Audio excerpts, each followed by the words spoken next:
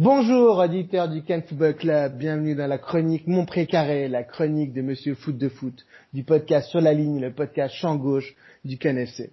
Aujourd'hui, j'ai le plaisir d'accueillir Sacha Tavolieri, qui est chargé du football belge et de l'équipe nationale belge pour le groupe Atis, qui est un grand groupe média français. Salut Sacha, comment tu vas? Bonjour, ça va très très bien, ça va très bien. Merci de m'inviter dans ton émission. Merci de m'accueillir. La Gold Cup commence et l'équipe du Canada a des atouts dans sa manche. Parmi tous ces atouts, il y en a un qu'on connaît moins, mais que j'ai hâte de voir briller, c'est Jonathan David. Alors Sacha, est-ce que tu peux nous décrire le joueur, ses qualités? Bah oui, effectivement, je vais faire ça avec plaisir. Jonathan David, c'est un joueur que j'aime énormément. Il fait partie de mes coups de cœur cette saison en Jupiler Pro League, donc ce sera évidemment assez facile pour moi de te le décrire parce que je l'ai suivi très attentivement. Euh, il est vraiment très très très puissant de manière générale. C'est vraiment un attaquant qui a des grosses facilités en fait en duel, en face à face, notamment pour éliminer son adversaire. Il a des grosses facilités à faire ça. Puis c'est aussi un joueur qui, malgré ses 18 ans, est étonnamment mature, dans le sens où à chaque fois qu'il entre au jeu, et en général évidemment il n'est pas titulaire étant très jeune et pas encore très confirmé comme attaquant. C'était sa première vraiment saison importante en première division européenne. Euh, je l'ai trouvé extrêmement mature. Je l'ai trouvé très adulte, très intelligent. Il a un jeu de tête aussi qui est quand même relativement impressionnant. Il a un sens de la lucidité qui est vraiment vraiment pas mal. Après, évidemment, il doit travailler sa régularité. C'est ce pourquoi, par exemple, il n'est pas encore titulaire du côté du KHN, donc le club de La Gantoise en français. Mais il a des qualités intrinsèques qui sont assez incroyables et il est pour moi, il fait partie, il peut devenir l'un des meilleurs joueurs, si pas le meilleur joueur canadien à l'avenir. Même si le Canada n'a pas une grande histoire football, je peux t'assurer qu'aujourd'hui, ils ont des jeunes et voilà, moi j'en parlais avec un ami qui vit là-bas, il me disait voilà, aujourd'hui, l'engouement du côté du Canada au niveau du football, il commence à être grandissant. Euh, Jonathan David, il représente un petit peu cette nouvelle génération canadienne qui s'intéresse de plus en plus au soccer. Ouais, exactement. Bah, c'est les gens qui nous écoutent, tous les gens qui s'intéressent au soccer, voilà, et qui sont comme moi curieux de le voir. Quelle est sa situation contractuelle? Parce que moi j'ai cru comprendre qu'il pourrait éventuellement partir, mais que son prix, enfin que d'abord Genk souhaite pas forcément le vendre, et que son prix pourrait être important. Oui, bah, sa situation contractuelle, il est encore en contrat, sans mentir, jusqu'en 2022, si je ne m'abuse, avec la Gantoise, qui a prévu évidemment de ne pas laisser partir le joueur cet été. Monsieur Michel Louagie, le directeur général du club de la Gantoise, a fermement refusé toute volonté de départ de la part du joueur, toute offre possible, ou en tout cas tout intérêt. Il a balayé tout ça d'un revers de la main. Il souhaite absolument garder son groupe intact et il ne veut faire partir personne. Il en a donné d'ailleurs certaines garanties aux agents proches de la Gantoise cet été. Donc évidemment, Jonathan David ne fait pas partie du groupe et donc n'échappe pas à la règle.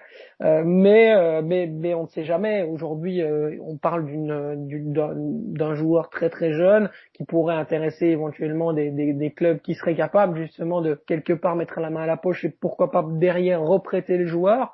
On parle d'une somme quand même de 10 millions d'euros, donc il faut quand même être relativement costaud pour pouvoir se payer Jonathan David.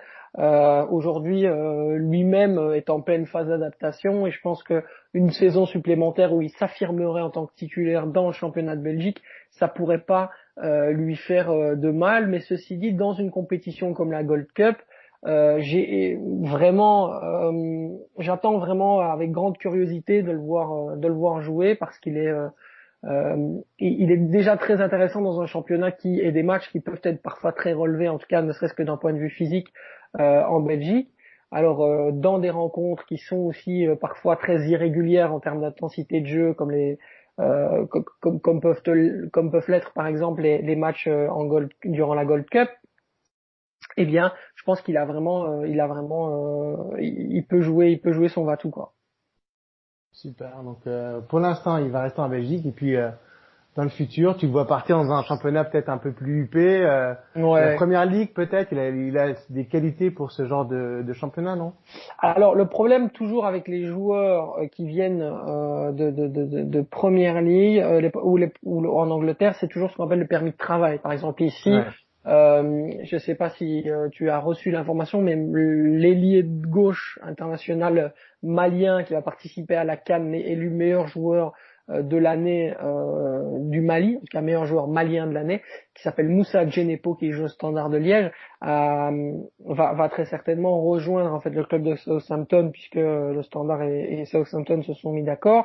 Et pour le moment, le transfert n'est pas officialisé parce qu'il y a cette demande de règlement par rapport au permis de travail. Et D'accord. ça, c'est souvent ce qui pose des problèmes. Donc, si c'est le cas avec Jonathan David, il faudra en tout cas miser, comme ça l'a été pour Genepo, avec un transfert avoisinant les 20 millions d'euros, miser sur un gros prix de transfert pour que, en fait, les personnes qui décident d'accorder le permis de travail Hmm. se rendent compte de l'importance que peut avoir cette transaction économique par le biais de ce joueur-là et accordent plus facilement le permis de travail. Plus le transfert est grand, plus il est facile d'obtenir un permis de travail. Tout ça, évidemment, doit également dépendre du nombre de sélections qu'a Jonathan David avec le Canada, parce que plus il est international, plus il a de chance également d'avoir le permis de travail. Donc c'est très compliqué de faire un transfert de manière générale en première ligue quand on n'est pas de l'Union européenne, mais disons que c'est une possibilité. Mais ceci dit, si tu veux parler vraiment d'un intérêt ou deux clubs qui pourraient être intéressés, je vois beaucoup plus Jonathan David dans un club de Ligue 1, voire dans un club d'Allemagne. Aujourd'hui, je pense que c'est là où où il peut justement, en termes de destination, s'épanouir le plus après la Gantoise, quand bien même je pense qu'il devrait rester une année de plus, comme je te l'ai déjà dit précédemment. Parfait. Merci beaucoup, Sacha Tavoleri. Je vais indiquer ton compte parce que c'est toujours très intéressant de te suivre. Vous apprendrez plein de choses en lisant les tweets de Sacha. Donc c'est A commercial, Sacha Tavolieri, A commercial, SACHA-TAVOLIERI. Merci encore, Sacha. Merci beaucoup. À vous les studios.